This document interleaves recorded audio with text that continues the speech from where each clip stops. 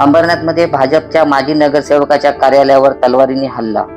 ठाण्यातील अंबरनाथमध्ये खळबळजनक प्रकार घडला आहे. भाजपचे माजी नगरसेवक रोहित माडिक यांच्या कार्यालयावर 5 ते 7 अज्ञात हल्लेखोरांनी तलवारीसह हल्ला चढवला. हा थरार सीसीटीव्ही कॅमेऱ्यामध्ये कैद झाला असून हल्लेखोरांनी कार्यालयाची मोठी प्रमाणात तोडफोड केली आहे. त्यांनी तिथे उपस्थित असलेल्या भाजप कार्यकर्त्यांवर हल्ला करण्याचा बचाव केला. घटनेनंतर हल्लेखोर तिथून फरार झाले. या प्रकरणी शिवाजीनगर पोलीस ठाण्यात गुन्हा दाखल करण्यात आला असून पोलिसांनी आरोपींचा शोध घेण्यास सुरुवात केलेली आहे. मात्र हा हल्ला कोणत्या कारणामुळे झाला व का झाला याचा पुढील तपास शिवाजीनगर पोलीस घेत आहेत.